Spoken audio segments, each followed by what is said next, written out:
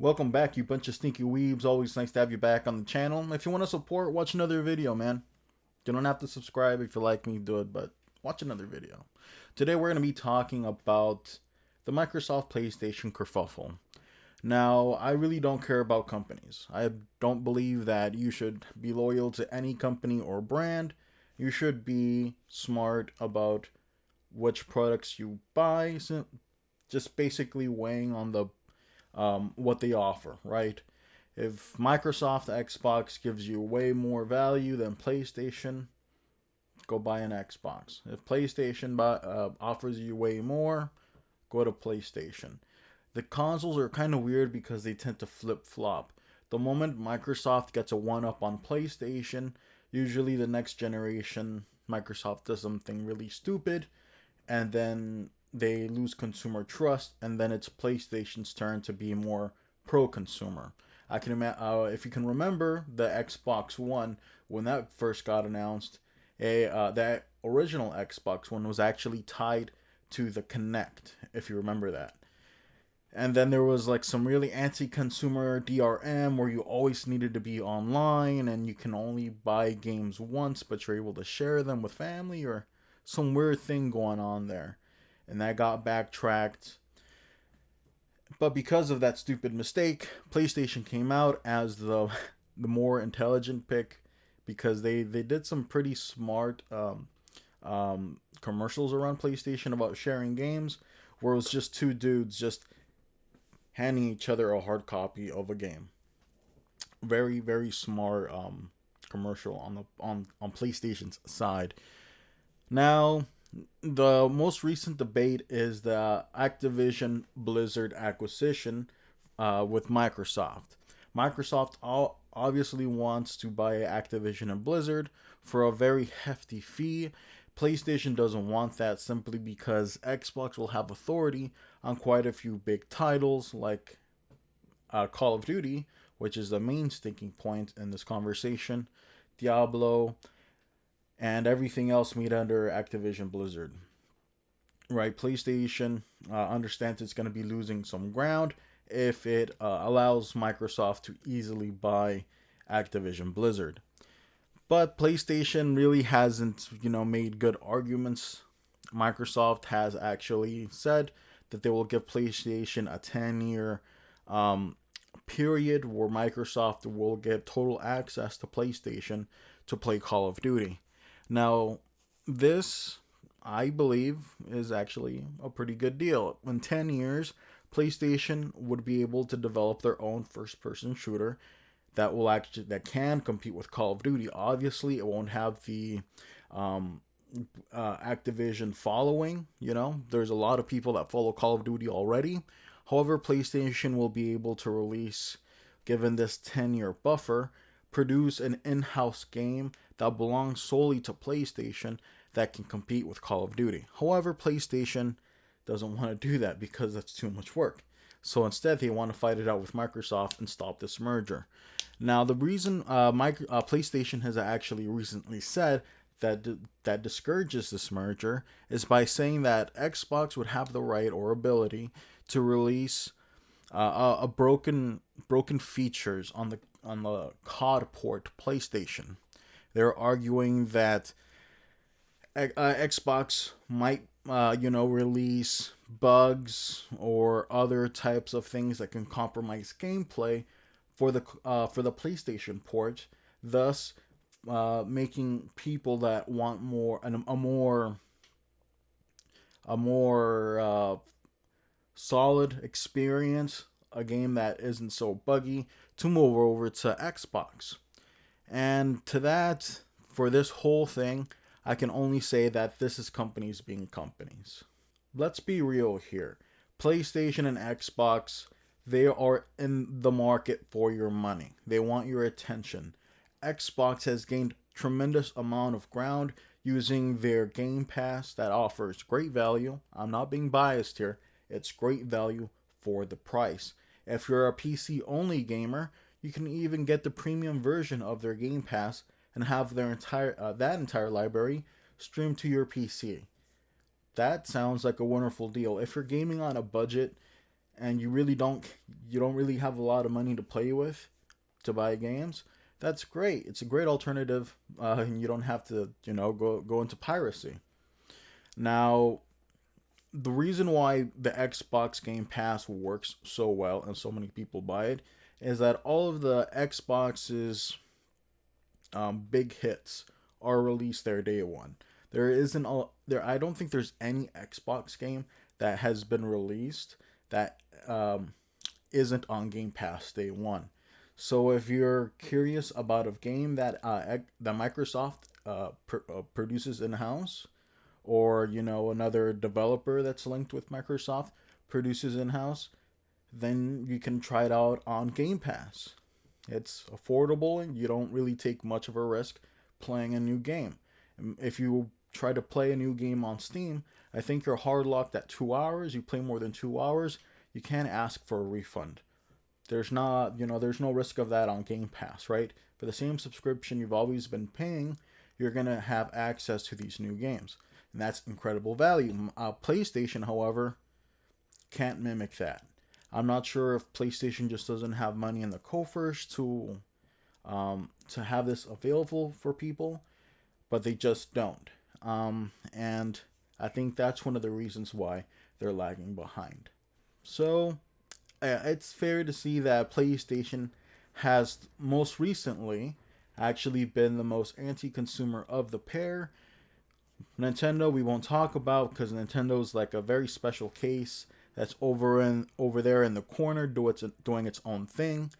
Finger painting and drawing on the walls. It's doing its own thing and people love it for that, right? PlayStation and Xbox, however, are often seen at ends. I don't think they need to be at ends, but so most recently PlayStation has made it extremely difficult for games to be cross-platform between Xbox and PlayStation or PlayStation and PC. There's only a very select few of games that are on PlayStation that allows you for cross-platform gaming. And that is a big deal because nowadays the bigger the population base of a certain game, that means that there's more players to play with, the more stable a game is. When you log on, you're going to find a lobby fairly quickly if there's a lot of people playing.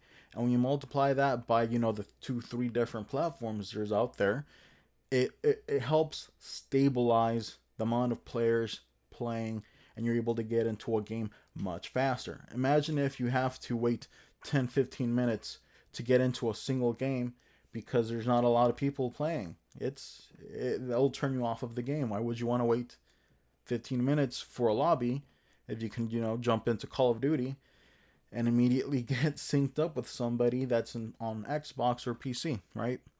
So PlayStation has also made it extremely difficult for backwards compatibility. Jim Ryan, the CEO of PlayStation, even mentioned that why would anybody want to play this? Or he's referring to the old games that came out on PS1, PS2, PS3, and now PS4. Why does anybody want to play old games?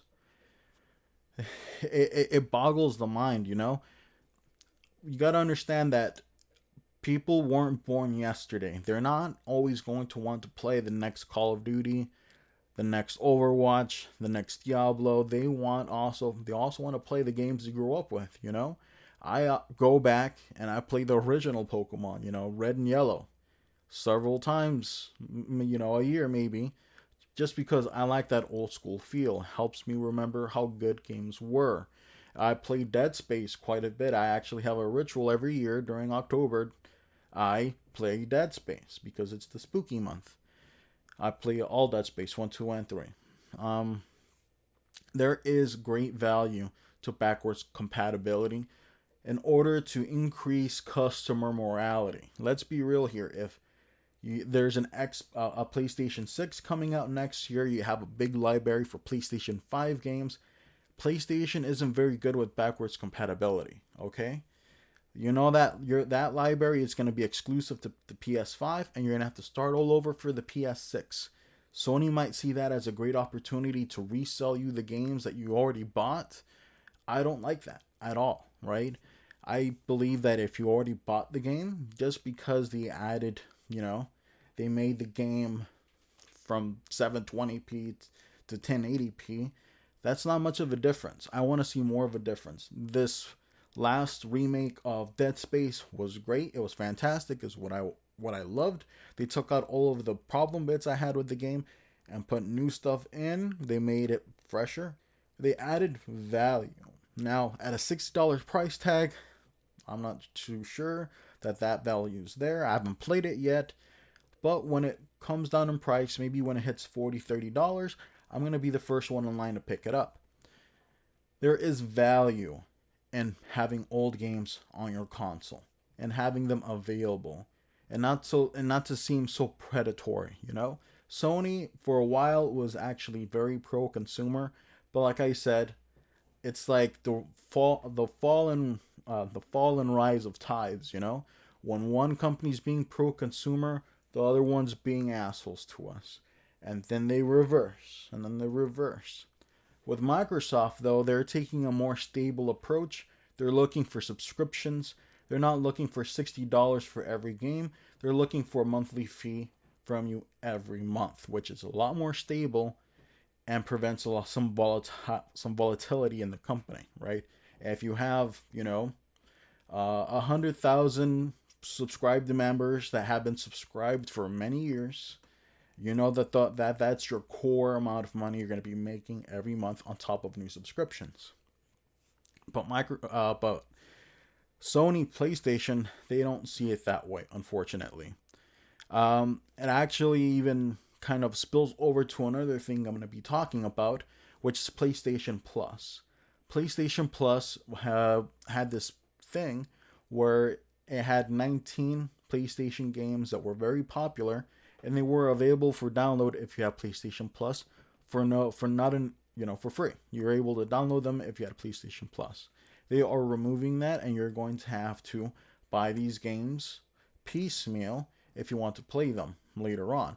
Of course, if you're already a subscriber to PlayStation Plus, you can download those games now, and they won't be removed once they change the policy with this game pack, right?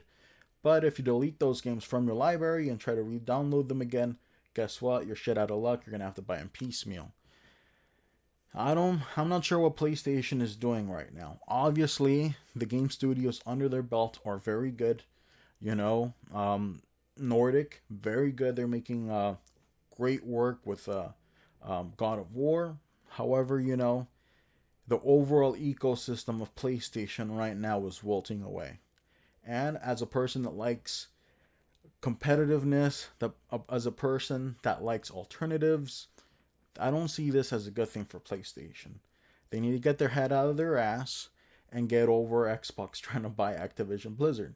Because let's be real here, PlayStation has also acquired different studios as well. That's given them an edge over exclusives they produce. I'm not sure what to think. Like I said, I don't have any loyalty towards Microsoft or PlayStation nor Nintendo. I like gaming on my PC, and I'm looking at value. And as it stands, PlayStation is just mudflinging and not offering enough to anybody looking to get into PlayStation. Alright, so this has been the video. Hope you liked it, and I'll catch you guys in the next one.